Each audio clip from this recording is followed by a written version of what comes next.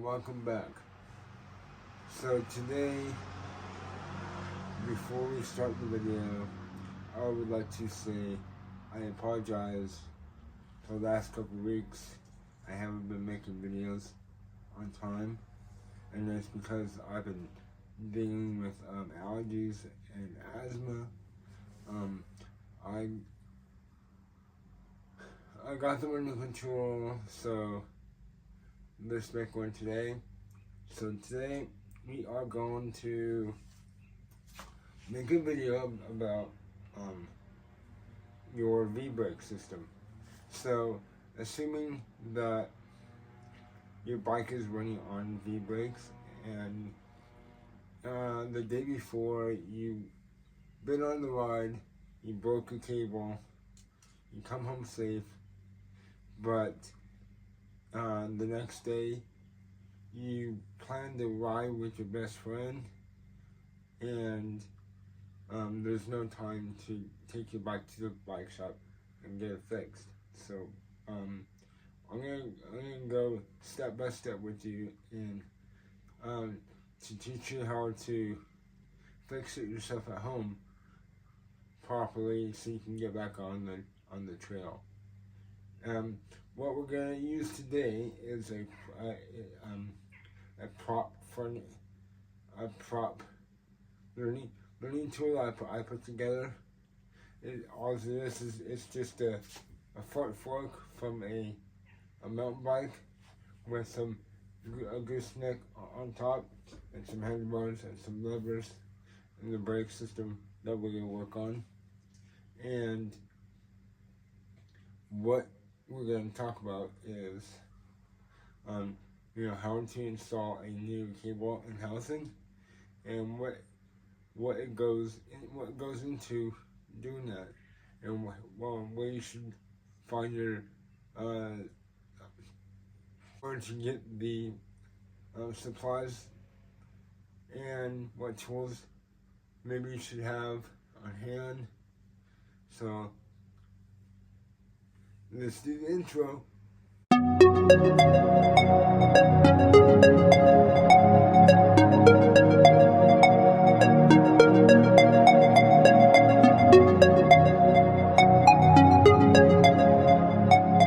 So welcome back. First of all, like I said before, we set up what could happen, as in the day before you had a bike ride, your brake cable snapped, you got home. Like we said, the next day we are going to do a bike ride with our friend. And if we take our bike to the bike shop, they are probably going to tell you 1 to 2 weeks, because it's the bike season now, and obviously you have to wait, and you only have the one bike. So what do we do? So if you choose to do this at home yourself, so here's the things that you might need is I have some stuff set on this table right here. So first of all, when you go to the bike shop to get your supplies, go ahead and tell them what you're trying to do, so they know exactly what you need. So you need cable housing. In this case, we are only doing the front brake. The way that you do the back brake adjustments and cables are about the same, but you're going to need more cable housing. So you get some cable housing. I would recommend to get a little bit more length of cable housing that you're going to need, just in case you make a mistake and have to redo it again. And you're going to need cable housing ends they're usually made of metal or aluminum. They go on the tips of the housing, like so. If I can take one up. They go on the housing like this. This is how it should look like. What these do is they keep dust and debris and some water out of your center of the cable housing. And what you're gonna also get is cable caps or cable ends. So when you cut your cable down to size, you put the caps on the end. So it makes it so because of your cable is made up of many smaller cables bound up on each other to make one larger cable. And if you don't put a cap on it when you trim it, then it'll want to fray, unravel, and the cap is just there to keep it from doing that. And obviously, you need to buy cable. They're going for $2, maybe $1.50 per cable. You might want to grab an extra or two. Not just if you make a mistake, but it's always good to have an extra cable in your bag when you're out riding, so you can always do repairs on the bike ride.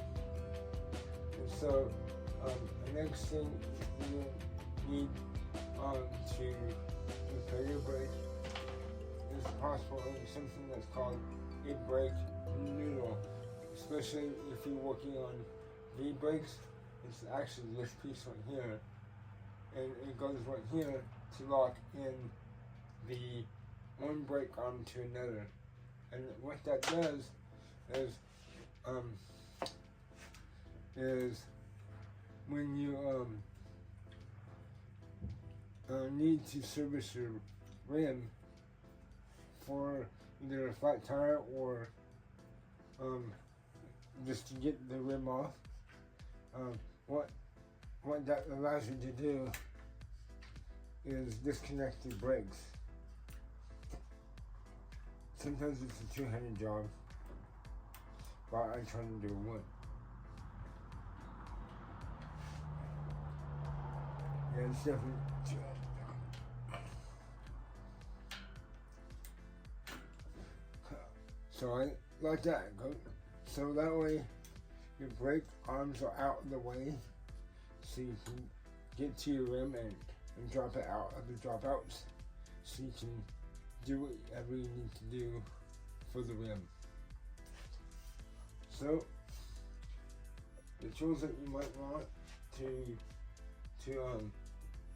help you with this project is a steel file like this one, unless you have a electric grinder for steel, that you can use that. I use a tool called a scribe. It has a hook on the end, and it's really pointy, so you can get into small areas. You're going to need this for the cable housing to open up the center for the cable to go through. I'll show you how that works. And sometimes you're going to need some needle nose pliers. You're going to need a Phillips screwdriver. In this case, you're going to need a Allen wrench, because the fastener to connect the cable to the brake arm is right here. In our case, it's an Allen wrench. And I have tools made by Park Tools, and it looks like this. You don't necessarily need to go out and buy Bike Pacific tools. You can always go to your local hardware store, but make sure you get millimeters, not standard size, because most bicycles, unless they're specialty or American made or from France, they generally don't use standard size. They use millimeters, so that's good to know. And last but not least, you need a way to trim your cable housing and your cable, so you need some cutters to cut those as well. Again, I use Bike Pacific tools, but again, if you have any clippers in your cable cutters in your toolbox, go ahead and use those. If that's what you can afford and that's what you have. So for a second, let's assume that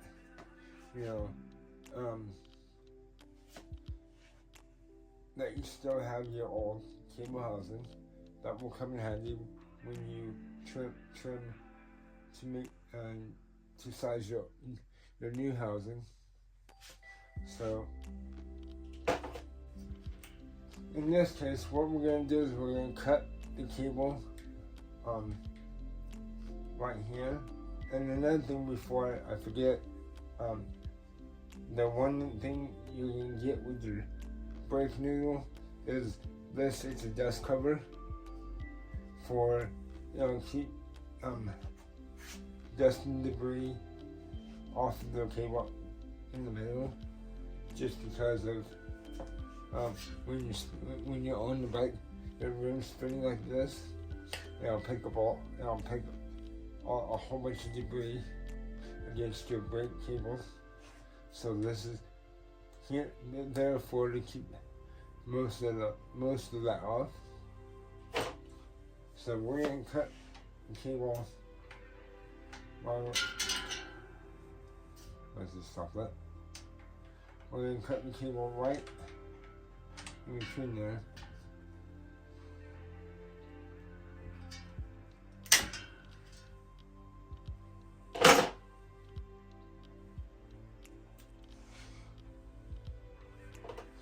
And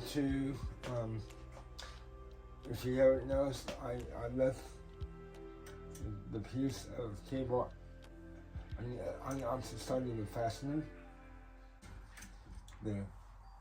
So what you see is the opposite side of the cable. What on here's where it's fastened down, and here's what comes out the other side.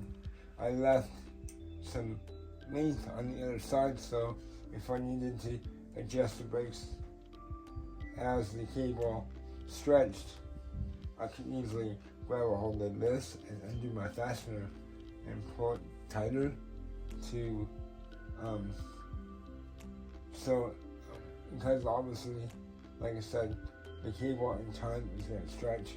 The brake pads are going to go further away from the rim, and you're going to have to kind of correct that stretch.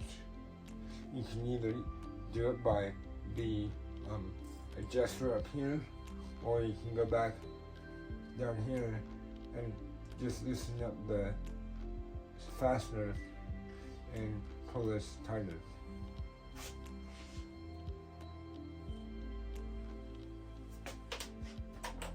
So first you're going to want to prep your bike, and so what that means is, assuming that when your cable broke or snapped, say it snapped right there, so you have this cable dangling here like this. How do you get it disconnected from the brake lever? So in our case, underneath the brake lever, it has this open channel, and if you notice on your belt adjusters, it also has some channels built into it or into them, what you do is line up all your channels or openings if you can. Right now it's kind of giving me trouble, but no worries. So right now we have a clear opening from the tip of your bell adjuster to your lever. So at this point, you can get the broken cable out of the groove, like so. And if you notice, on the end of the cable, it has this really big, I don't know what you might call it, tab or into it that coincides with the opening of on the inside of the lever, so it connects it to your lever. So we're going to get rid of this, and we are going to install the same way we took out. We're going to install our new fresh cable. And something good to remember is you're going to want to try to keep this off the ground, because you don't want debris and dirt and moisture that might be on the ground to get picked up on this, because this is only steel and it will rust inside the cable housing. Plus it will not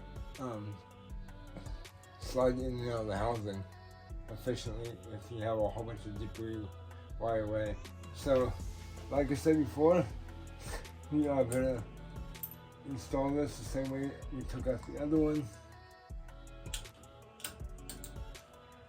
just like that. And it kind of helps if you, once you do that, it kind of helps if you turn your belt adjuster to this line, get your grooves out of alignment, so it'll stay put. So at this point, we are gonna let that dangle but not totally hit the ground, and then we're gonna start prepping our new cable. So, excuse me. So the way that we do that is, say we take the two cables that we have, our used one and our new one, and put them side by side, and try to line up one end of them, so they'll kind of look like this. You have, this is your new cable, and this is yours. Yeah, so this is your new cable that you have to trim down, and this is your used cable that you're using for a template for to cut down your new cable. So we're going to take your cable cutters that you have, place them on the cable that you want to cut, and we're going to try to either flush it with the old cable to get the right size, or since you're doing this for the first time, you might want to go up a little bit so you can leave yourself some room. Because if you make a mistake, that way you can cut it down a little bit further, and then you don't have to go out and buy a new cable. So at this point, we're going to take your new cable that you just sized, and we're not quite yet ready to slide it on to your cable right now. What we need to do is we still need to do some prepping, and to do that, at this point, you want to get out your file. And if you notice, so before we do that, let's talk about what this is. You know, what type of stuff that that is used to make up a cable. Obviously, you have on the outside, the black part is a protective coating for the core. Inside the cable, it's like what they have is it's like a coil, a piece of metal with like wrapped up in like a coil, like a spring, and that allows it to bend to different shapes. So, say if you need it to do a particular bend, for example, like this, that will allow the cable to bend inside the housing without kinking it. And so what you have is three parts that goes into a cable housing. We have the outer protection, which is the black part. We have just below that, we have the coil, or something that looks like a coil, that's made of metal, mostly. And in the center of it, we have a little sleeve that the cable slides into. And what that does is it makes a barrier in between your cable and that coil. Because this is metal, and if it gets water on it, it can corrode, rust. So can that coil, because it's made of metal as well. And that sleeve that is in between the cable and the housing coil acts as a barrier, and it acts as kind of like a lubricant. So it allows the cable to go in and out on the side, in and out on the cable housing without having to, either kink up or get stuck or whatever. So once we use this to ground down the tips, and what we're doing is sometimes when you cut a cable, that coil is gonna not be totally out of the way from the center. So that's why we have to ground down the tips to get what is left out of the way, and that way we can make it totally flush with everything. So after we do that with both ends, we take our scribe, or in your case, you might have something that has a very thin tip to it. You slide it in the middle of the housing like so. And what you're doing is you're sliding into the sleeve for the cable. And you just give it a couple turns. So basically what you're doing is you're basically opening up the sleeve.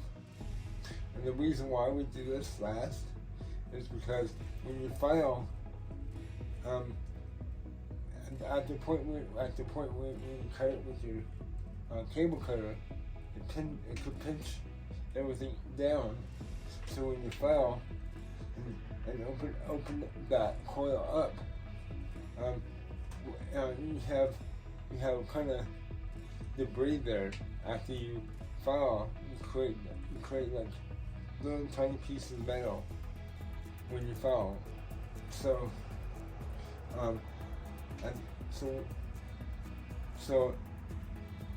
when you leave the sleeve closed as you file, that keeps the debris out of the core sleeve.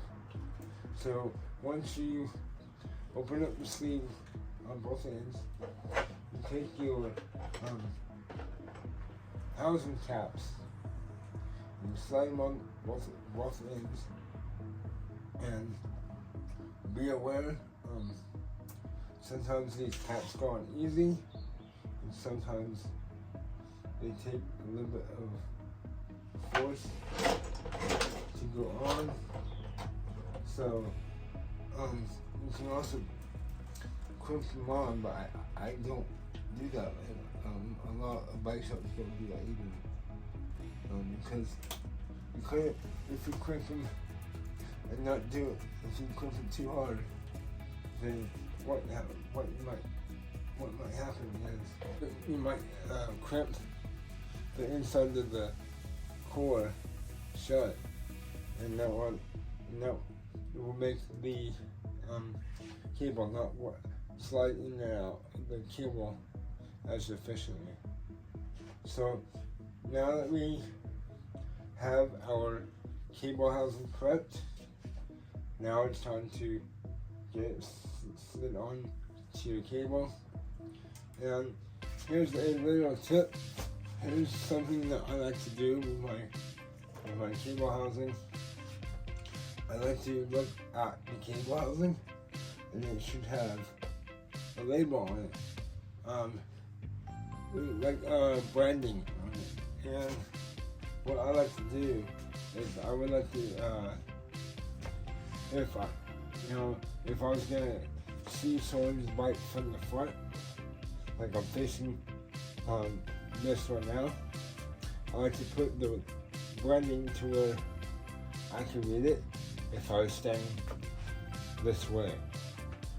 But if you're not into that type of detail, it's not going to affect the bikes, how they work either way. It's just something a little detailed. So at this point, I'm going to take my cable that we put on earlier, and then we'll start sliding it to the cable housing,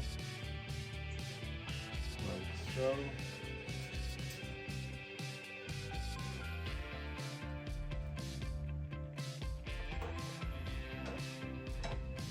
And we'll start to come out the other end. So at this point, you can grab the other end, and you'll notice the ends of the caps are starting to fall off the cable housing, and you're going to try to put it back on. So at this point, slide your cable housing on the way until the housing slides into your brake lever adjuster, and then what I like to do is just try to see if you can. It's really important to pay attention to if anything falls off.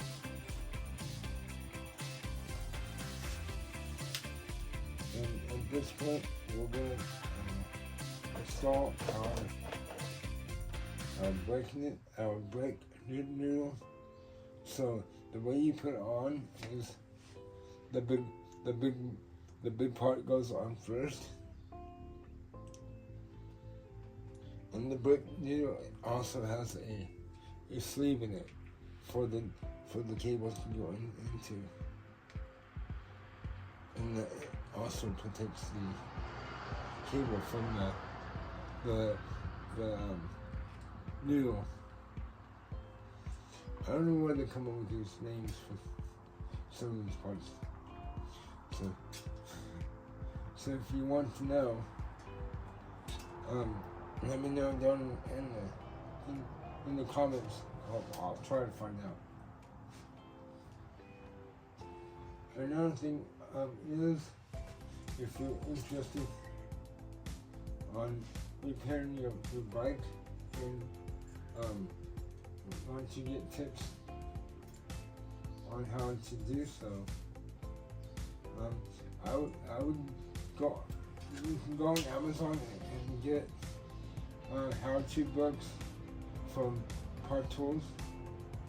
They make a lot of detailed um, books that will show you in detail, even with colored pictures, what every part name is, and it also explains like torque specs and a lot of the information that most people don't have access to. So now that we did that, we had our V-brake pull neutral on. Sorry, pull neutral. So at this point, we need to start attaching it to our fastener. Before we do that, we should talk about the fastener anyway. So most new bikes all have every nut and bolt should have a torque spec, and what that means is because of materials that the newer bikes are made from, such as aluminum, titanium, even carbon fiber, you shouldn't torque them down or over torque them. If you do, you can damage the fastener, the threads. You can strip the head of the bolt, and that obviously is bad. And something to remember is bike torque is different from like a torque spec that you might have in a car, meaning that generally in a car you have foot-pounds, and on bikes you have newton meters. So something to remember. So you can't just use any old torque wrench in your toolbox. You need a torque wrench that has newton meters instead of foot-pounds. So with that said, go ahead and take out your Allen wrenches, and we need it for the brake cable fastener. I believe this fastener is a 5 millimeter head. So here's what I can say. The reason when I work on brakes, the reason why I leave this in is so I know where the new cable is going to slide into. So when I install it, I don't make a mistake where it goes. So I just slide this one out and get rid of it, and take your new cable and slide it in the groove that the old cable was in. Before you do that, you have one more part to slide on the cable, and that would be your dust cover for the center of the brakes, and then goes on. So the big opening part should go on towards your brake noodle,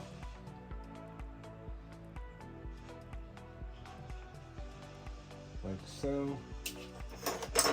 Slide it up towards the top, and then at this point, slide your new cable into the groove just behind your fastener.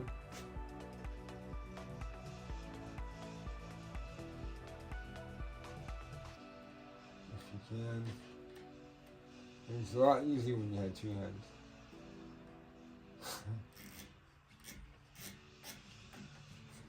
And at this point, make sure you have your brake housing in the front, out of the way of any things that might catch it. So you can pull it into like that. And at this point, slide your your braking needle into its groove right here, and slide it a little more. So I'm gonna go on the other side. I'm gonna have to pull these with the cable. I'm gonna have to pull these brake arms together so the pads are equally close to the brake ram. If you have two hands, it's easier to hang on to the cable, but since my left hand doesn't work that well, I'm gonna have to wrap it around my wrist a few times, so it helps my hand to get a hold of it. So what we're gonna do is we're gonna pull the cable, and that will allow us to set our brake arms and pads. And what we're gonna do is we're gonna try to have the pads have an equal gap on both sides of the away from the rim. And two, what we need to focus on at this point is we're gonna need to leave enough room so if we need to disconnect these brakes, that we can. So once we figure out our desired placement, we are gonna start fastening down the fastener. And yes, even though I talked about before that you need a torque spec on these brakes, and that would be correct, but I've been doing this for so long that I know when to stop on cranking it down. So at this point, we're not still quite done. So at this point, we need to go back up to our brake lever. We need to pump it a few times because all of our cable ends aren't going to be pinched into place far enough. And what we're doing is we're causing pressure with the brake cable inside the housing, and then it's pushing the housing against everything, and then it's pushing the caps more onto the cable housing. So it's basically seating the cable ends. So once it does that, we're gonna have, if you can't see, it opened up the brake arms more, and it made the brake pads more further away from the rim. So at this point, we can easily go back, get hold of our cable, and then loosen up the fastener and readjust it and torque it back down. Usually these bolts are about 6 newtons of torque. You can easily go to, if you really want a torque wrench, you can go to the bike shop, and they might most likely sell Park Tools. That's a good place to start with, or you can go on Amazon and find them and everything like that, or even go on the Park Tool website and get them from them. So after we adjust this the second time,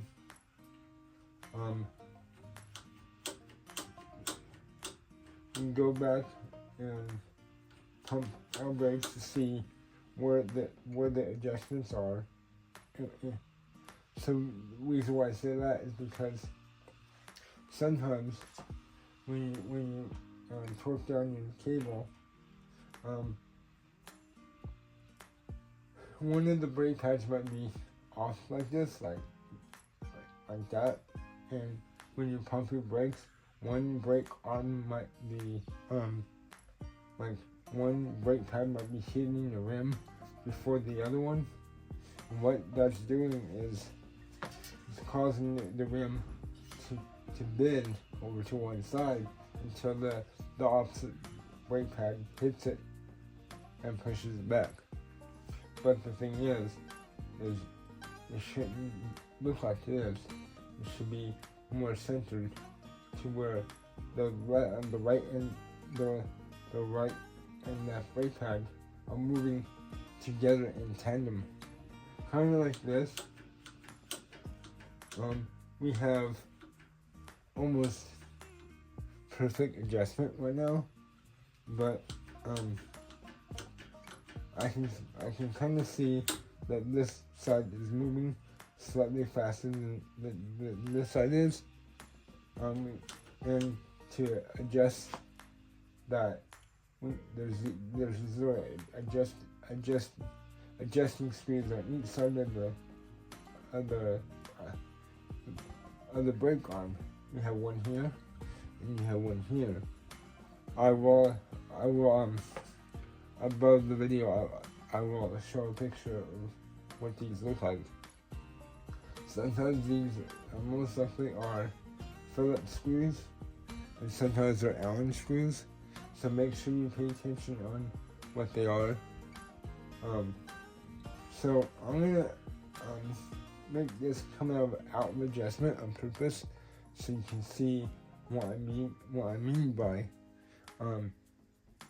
if it was out, what it might look like if it was really out of adjustment.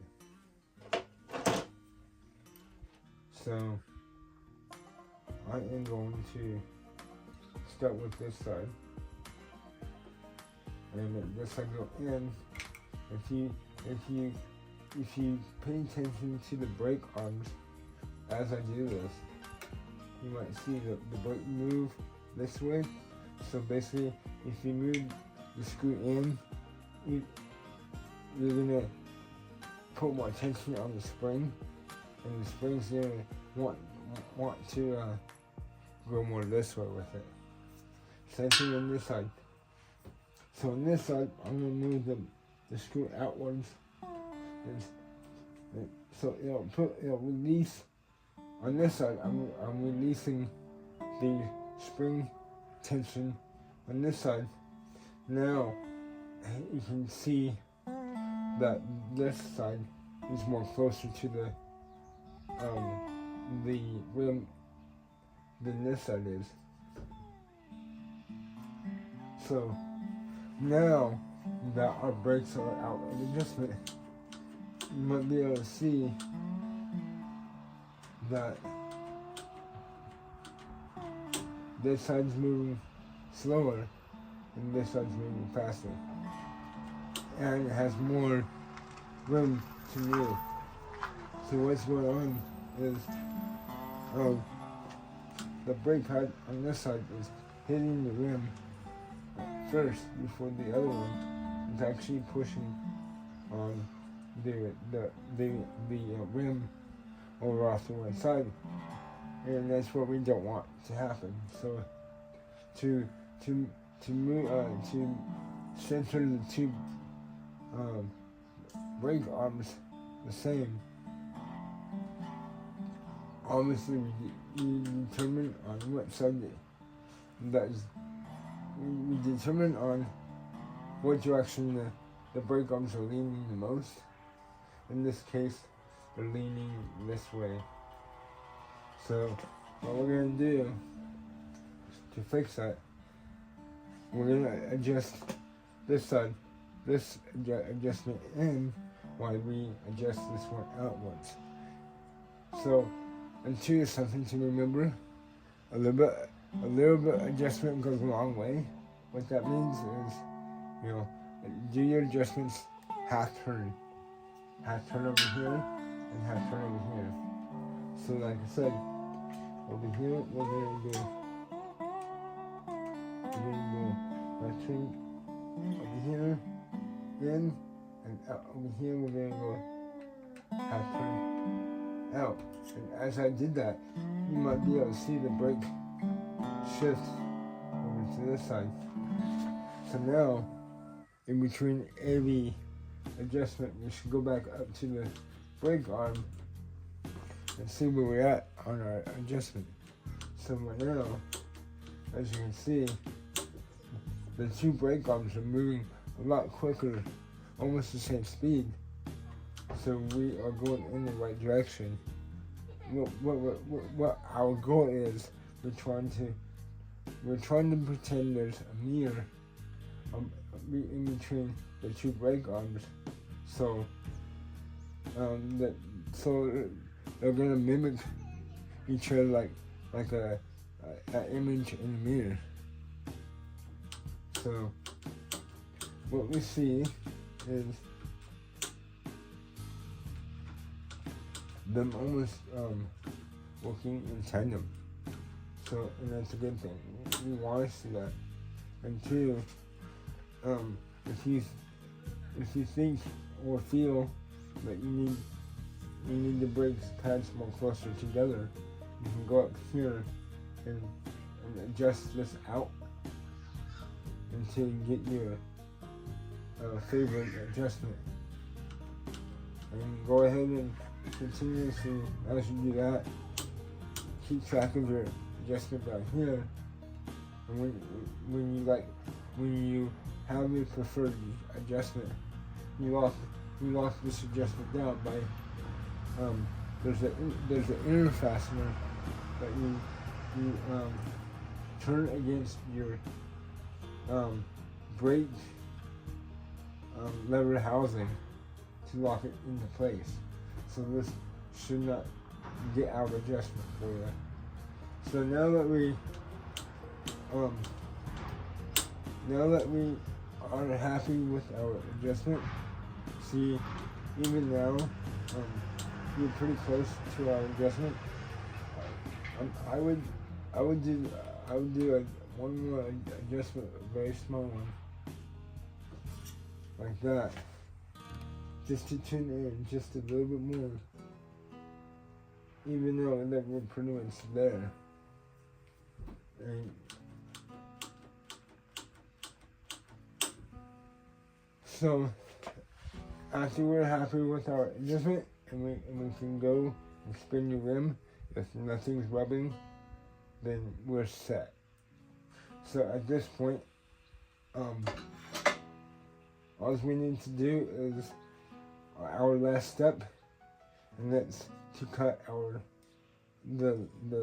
cut down the length of our cable, because you don't want to leave this on, because obviously it'll wrap around the rim, get into your spokes, and cause an accident for you.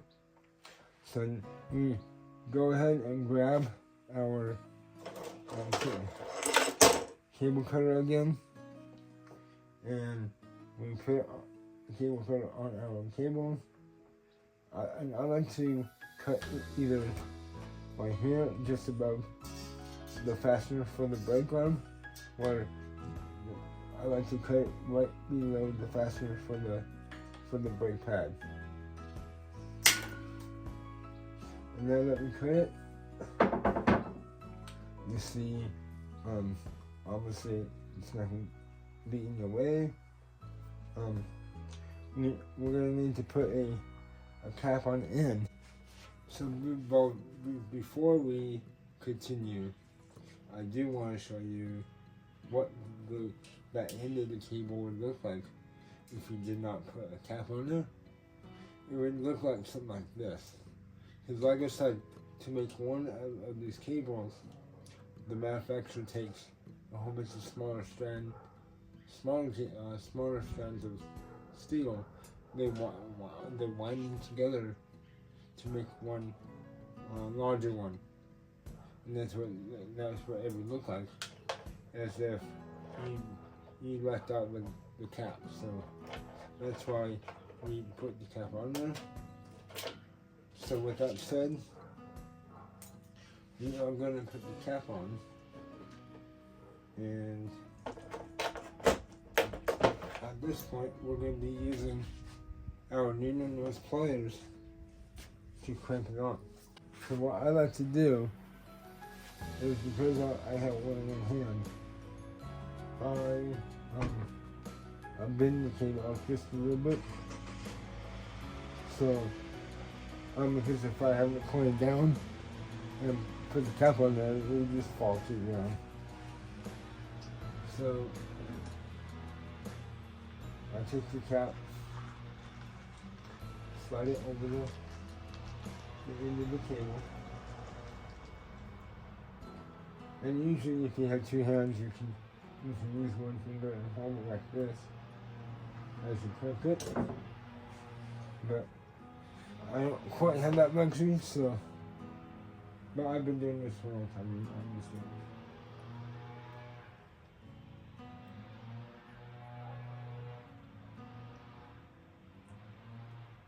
So, when you clamp it, you don't need to really grip on this hard, just enough to clamp it, like that.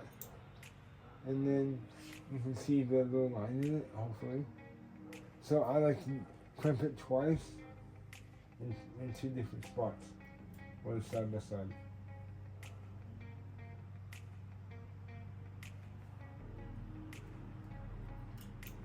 So, and then at that point, you can grab on it and tug on it gently to see if it's going to fall off or not. And it doesn't look like it will. So, at this point, you can, what are you going to do with the excess? So, at this point, we can easily tuck it behind the brake arm.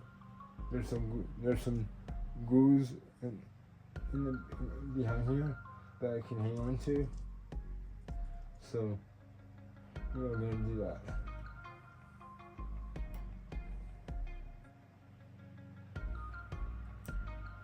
Kind of like that.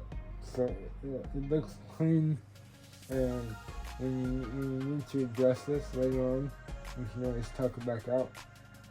And one last time, check your adjustment, and there you go. That's how you set up your grip. So, thank you for joining me this far in the video. If you like what you see, or want to learn more about how to work on your bike, please leave a comment down below, or if you have any other ideas. If you haven't subscribed already, please subscribe. Again, thank you for watching. It makes me really happy to know that people want to see these videos. And with that said, goodbye for now.